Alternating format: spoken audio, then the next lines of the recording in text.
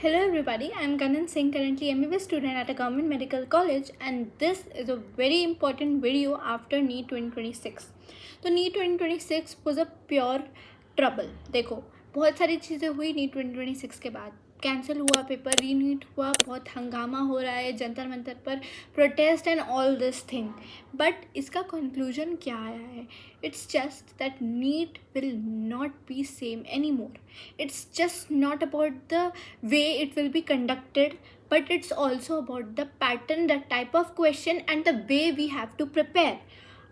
This video is also important if you are somebody जो सोच रहे हो कि ड्रॉप ले या नहीं ले या अदर करियर ऑप्शंस में जाए या क्या करे क्या नहीं. देखो, cut off I have already revealed in my previous video, and अगर नहीं भी पता so here are the cut off कि क्या कट ऑफ होने वाली है. ओके, अब दूसरी इम्पॉर्टेंट चीज़ ये है, if you are taking a drop, किसी ने बहुत अच्छी बात, somebody wrote this in my comment, कि अगर तुम बहुत दिल से आ रहा है ना कि तुम कर लोगे, बिकॉज ड्रॉप ईयर में बहुत कुछ होता है, बहुत ताने पड़ते हैं, मेंटल प्रेशर बहुत होता है, सोसाइटी का प्रेशर बहुत होता है. अगर दिल से आ रहा है कि तुम ये कर लोगे, तुम्हें यही करना है तो ही करना, जोश में आके कभी भी ड्रॉप नहीं लेना. Okay, and the other thing is about the other career options. देखो, अगर आप अदर करियर ऑप्शंस भी लेना चाहते हैं and you are from a middle class family, तो आपको किसी ना किसी एग्ज़ाम की प्रिपरेशन करनी ही पड़ेगी. You have no option. आप आज जाके नीट से पीछा छुड़वा लोगे, कल आपको किसी और चीज़ के लिए प्रिपेयर करना पड़ेगा. आप एक कॉलेज में जाओगे, वहाँ कोई कोर्स करोगे, उसके बाद आपको किसी ना किसी चीज़ के प्रिपेयर करेगा. You have to fight a competitive exam anyhow. You don't have a option if you are from a middle class और लोअर क्लास फैमिली. अगर तुम बहुत अमीर जाते हो, of course you have no issue, अच्छा वेल सेटल्ड बिजनेस है वगैरह, you can go for that. But if you are somebody इस मैंटेलिटी के लिए कि मेरे को अपने लिए अपनी कोई इज्जत बनानी है, I have to make myself proud of myself, I have to make my parents proud, और मुझे कुछ करना है ज़िंदगी में, तो you have to prepare for a competitive exam. आज नीट से बचोगे, कल किसी और चीज़ से बच सकते हो, बट नीट की चीज़ें बहुत बदल चुकी है. So take NEET only if you are very highly motivated about it. ठीक है, मोटिवेशन की बात है, the motivation comes from inside. कोई वीडियो देखकर किसी ने आज बोल दिया कि बहुत अच्छा होता है, ये होता है, लाइफ बदल जाती है, उससे कोई मोटिवेशन नहीं रहता. एक दिन रहता है, 2 दिन रहता है, तीसरे दिन थक जाओगे. Until and unless it comes from your self inside. खुद से मन करेगा कि हाँ मुझे करना ही है, मुझे ये करना है, मैं ये करके रहूँगा, चाहे कुछ हो जाए, चाहे कितनी डिफ़िकल्टी हो जाए, you will be able to do that. Okay, अब बाकी हम बात करते हैं कि हम नीट के पैटर्न को देखकर क्या एनालाइज कर सकते हैं. What can we analyse about the next year paper, and if you are planning to take a drop और यू आर समबडी जो बस एनालाइज करना चाहते हो कि व्हाट विल बी. देखो, हम सब्जेक्ट वाइज अगर एनालाइज करें तो बायो जो है that is purely based on NCERT. तो अभी भी अगर आप बायो को एनसीईआरटी बेस्ड करोगे तो अच्छा होगा. अच्छा एनसीईआरटी लाइन बाय लाइन करो, बायो आपकी एनसीईआरटी बेस्ड ही हो जाएगी. अब फिजिक्स केमिस्ट्री में क्या है, तो questions are more conceptual, statement based, application oriented. ठीक है, तो इन चीज़ों में अब आपको बहुत, जैसे आपके पुराने PYQs जो आते थे ना, they were more very specific, application based आते थे, स्टेटमेंट बेस्ड भर भर कर आते थे. तो अब हम इस लेवल पर आ चुके थे कि नहीं, पुराने MCQs ज़्यादा करने की ज़रूरत नहीं है, बिकॉज अब पेपर उस लेवल का नहीं आता. But paper is again shifting back to the old type of questions. ठीक है, तो आपको अब PYQs इंपॉर्टेंट पहले भी थे, अब भी है. पहले बोलते थे 10 साल के PYQs कर लो, अब 15 साल के तो कर ही लो. अगर आप 38 ईयर्स के PYQs which is an ideal PYQ to solve, वो नहीं कर पाते, so you can go for 15 years PYQ, at least 15 years PYQs.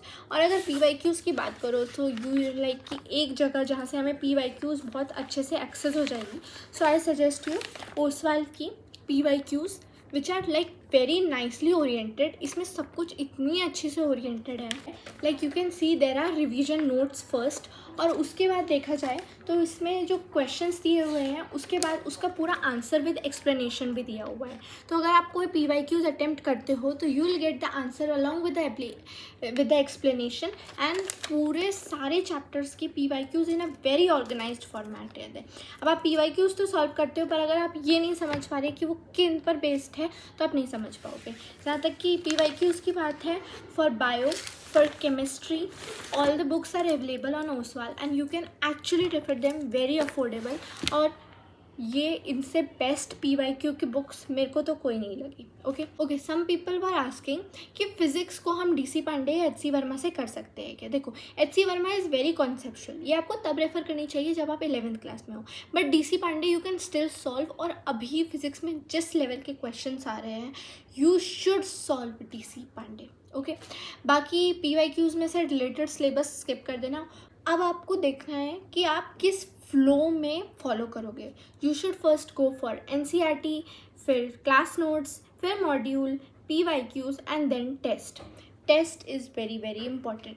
देखो, चीज़ें वही हैं, इट्स जस्ट दैट कि नीट की preparation is not in that easy way from now. If you are taking a drop, you should actually take this into your mind कि अब NEET का paper इतना डायरेक्ट नहीं आएगा जैसे अभी कुछ सालों से आ रहा था. प्लस CBT मोड में अगर हो जाता है, क्योंकि उसको कोई ऑफिशियल लेटर नहीं आया कि CBT मोड में ही होगा, बट फिर भी बोल दिया है मिनिस्टर ने, तो CBT मोड में ही होने के चांसेस हैं. तो यू नेवर नो कि कितने सारे पेपर सेट करे जाएंगे CBT मोड के लिए. ठीक है, पार्ट्स में पेपर होगा, कैसे होगा, कितने टाइप के क्वेश्चन आएंगे, शिफ्ट्स में होगा तो क्वेश्चंस कितने सारे किस टाइप के आ सकते हैं, you never know. Okay, so you have to keep your preparation to the next level. Okay, that's it. बाकी एक डिटेल्ड वीडियो जिसमें आपका month wise planner and everything analyse करके I will upload soon. Till then best of luck.